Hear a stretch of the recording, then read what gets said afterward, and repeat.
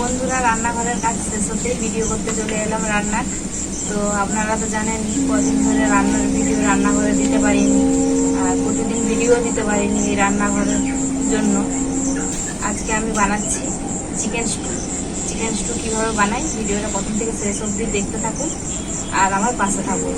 আর আমি আজকে সন্ধ্যেবেলায় ভিডিওটা বানাচ্ছি, কতটা কি ভালো ভিডিও আসবে বলতে পারছি না, তো আপনারা একটু ধৈর্য ধরে দেখুন। চিকেন স্টু বানানোর জন্য প্রথমে আমি সবজিগুলো কেটে নেব।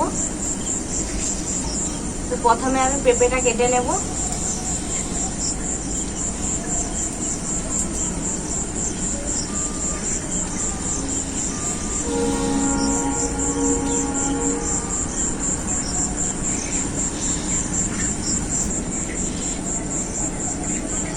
পেঁপেটার মতো দেখো একটাও দানা নেই।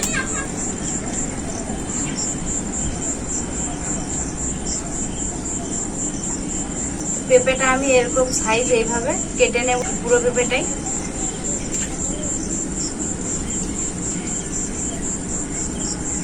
এরপর আমি গাজরটা কেটে নেব।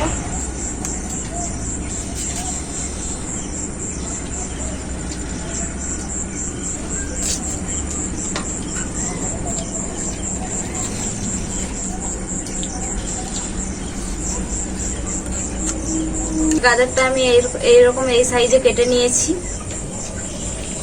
আমি তো বটিতেই কাটছি, আপনারা চাইলে ছুরিতেও কাটতে পারেন।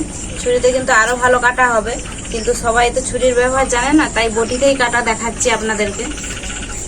আমাদের গ্রামের মানুষেরা অনেকেই কিন্তু বটিতে কাটতে অভ্যস্ত। গাজরটা আমার কাটা হয়ে গেল। এরপর আমি টমেটো কেটে নেব। পেঁয়াজটা কেটে নিচ্ছি।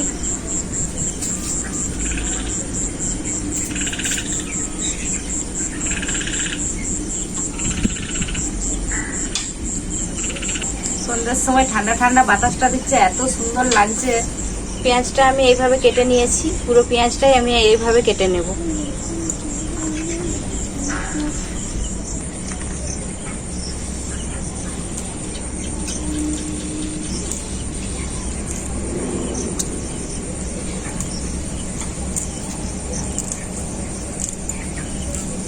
তো সবজিগুলো তো আমার সব কাটা হয়ে গেল। এরপর চিকেন স্টু বানানোর জন্য স্পেশাল একটা মশলা বানাবো, তার জন্য কড়াইটা উনুনে বসিয়ে দিচ্ছি। স্পেশাল মশলাটা বানানোর জন্য এখানে আমি কি কি মশলা নিয়েছি আপনাদেরকে দেখিয়ে দিচ্ছি। এখানে আছে গোলমরিচ, জিরে আর মৌরি। শুধু এই মশলাগুলোই শুকনো কড়াই আমি ভেজে নেব।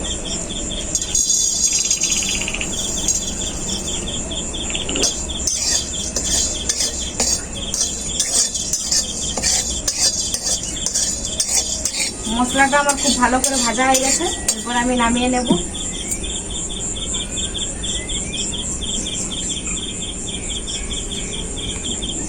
চিকেন স্টুটা বানানোর জন্য কড়াইতে সরষের তেল দিয়ে দিচ্ছি।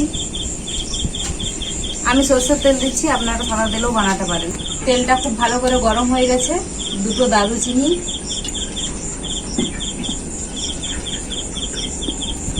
লং,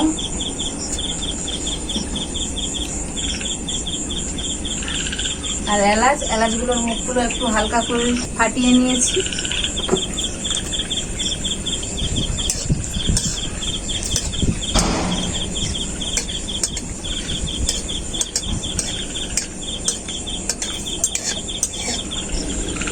পেঁয়াজ,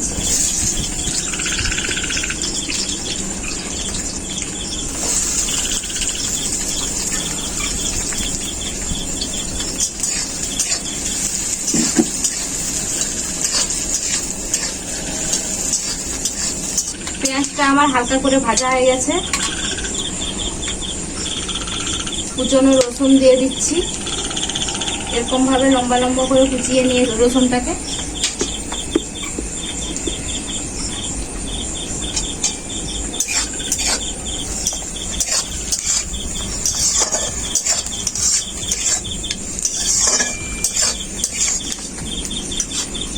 রসুনটা দেওয়ার পর একটু নাড়াচাড়া করে নিয়েছি। এরপর কুচনো লঙ্কাটা দিয়ে দেব।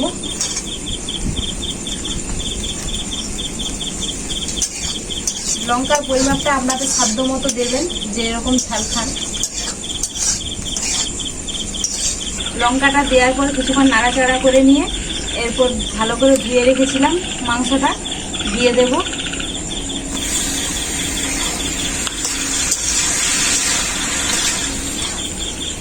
কেটে রাখা আলুটাও দিয়ে দেব। আলুটা আমি এইভাবে কেটে নিয়েছি, এইরকম সাইজের।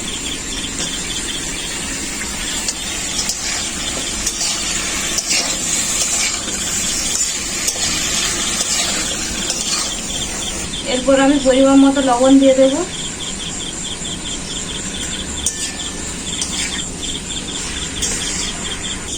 আলুটা লবণটা দিয়ে কিছুক্ষণ নাড়াচাড়া করে নিয়েছি। এরপর পেঁপে, গাজর কিছুক্ষণ নাড়াচাড়া করে নেব পেঁপে আর গাজর দিয়ে।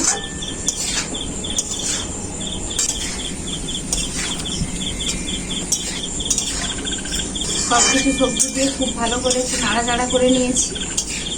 এখন আমি টমেটোটাও দিয়ে দেব।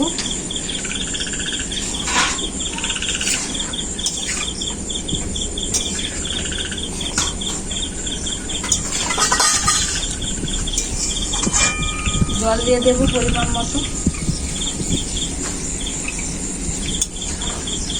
কিছুক্ষণ ঢাকা দিয়ে সেদ্ধ করে নেব। আর এখানে আমি নিয়ে নিয়েছি চাল। চালটাকে ভিজিয়ে রেখেছিলাম আমি। এটাকে ভালো করে বেটে নিয়ে চলে আসবো আর ভাজা মশলাটা বেটে নিয়ে চলে আসবো। 10 থেকে 15 মিনিটের মতো ঢাকা দিয়ে ভালো করে সেদ্ধ করে নিয়েছি। এখন খুলে দেখব।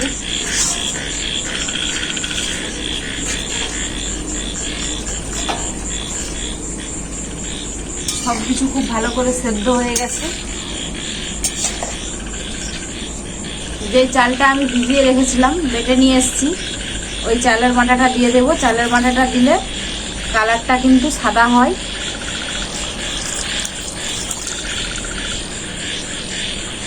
আর গুঁড়ো মশলাটাও দিয়ে দেবো এরপর আমি।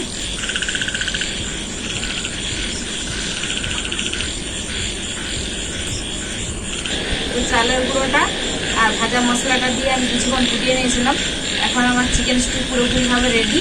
এখন আমি নামিয়ে নেব। দেখুন কত সুন্দর সেদ্ধ হয়েছে, একদম লেগ পিস থেকে মাংস ছেড়ে গেছে।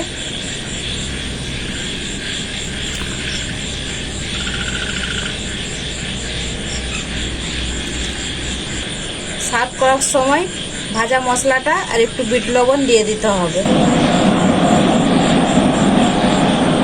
মানে রান্নাটা পুরো রেস্টুরেন্টের মতন হয়েছে। ভালো হয়েছে? হ্যাঁ, আর খুব সুন্দর সিদ্ধও হয়েছে, খেতেও দারুণ। দারুণ হয়েছে। কেমন হয়েছে?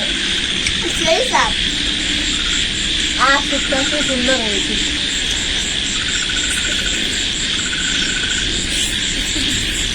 বন্ধুরা, রেস্টুরেন্টের মতো চিকেন স্টুয়ের স্বাদ পেতে গেলে এইভাবে একদম বাড়িতে বানিয়ে খাবেন। একদমই রেস্টুরেন্টের মতো চিকেন স্টুয়ের স্বাদ পাবেন। তো রেসিপিটা কেমন হয়েছে আপনারা কমেন্ট করে জানাবেন। ভিডিও ভালো লাগলে লাইক শেয়ার সাবস্ক্রাইব করে দেবেন। আপনারা ভালো থাকবেন, সুস্থ থাকবেন, নিজেদের খেয়াল রাখবেন। আবার দেখা হবে অন্য কোনো ভিডিওতে নতুন কোনো রেসিপি।